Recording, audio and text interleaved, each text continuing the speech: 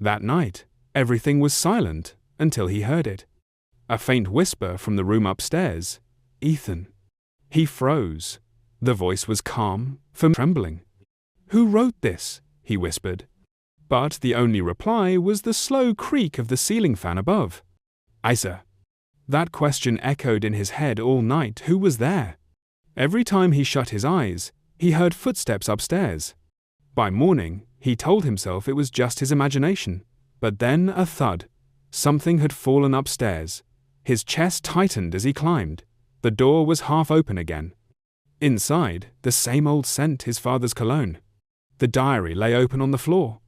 This time a new line appeared. "Why did you come back?" Ethan's throat went dry. Then the old wall clock ticked again for the first time in years and stopped 2:17 a.m. Panicking, Ethan ran downstairs. The phone rang, his mum's name flashed. "Mum," he said quickly, "there's something weird in that room." Silence. Then her voice soft, uneasy. "Ethan, don't go in there. That was your dad's office. He left that diary before he—" "But Mum," Ethan interrupted, "I just found it last night." Her voice cracked. "That diary was lost. Years ago." The line went dead. Ethan looked up. The door upstairs was closed tight. He called out, "Who's there?" No answer. Only a faint whisper floated down. "Forgive me, son. Isa." That night, Ethan didn't sleep. He waited for 2:17. When the clock stopped, so did the air. The same cold wind brushed his face, followed by the whisper, "Ethan." He climbed the stairs, heart pounding but fearless now. The room was dimly lit by moonlight. On the desk, next to the diary, was a faded photograph, his dad smiling, with a young boy beside him. The boy looked exactly like Ethan, only happier. On the back of the photo were 5 words, "Don't forget your promise."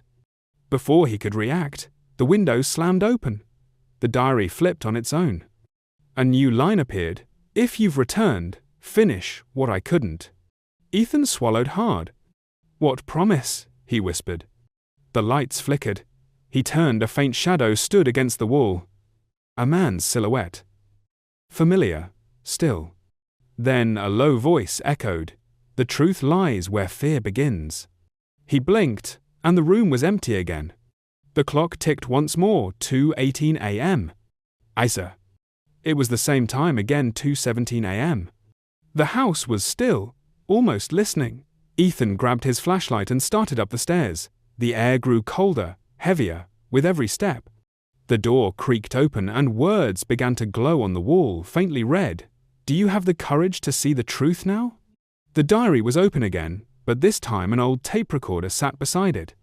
He pressed play. Static. Then a trembling, broken voice. "If you're hearing this, son, I'm no longer in this house." It was his dad. Ethan's eyes filled with tears. But then another voice overlapped, distorted, almost inhuman. "He lied to you." The temperature dropped. His flashlight flickered. On the far wall, a tall shadow moved, growing sharper until the face became clear, his father's. Ethan froze. The door slammed shut. The diary flipped again. This time it read, "The truth isn't behind your fear, it's inside it." Ethan whispered, "Who are you?" The voice replied, "The one you ran from wasn't me, it was you." The tape stopped. Silence.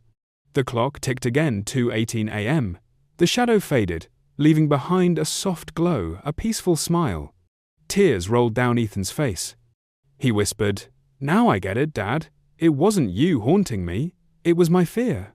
The morning light broke through the window. The room finally felt alive again, calm, weightless. Upstairs, no one remained. Only the faint scent of his father's cologne. As if someone had finally said goodbye.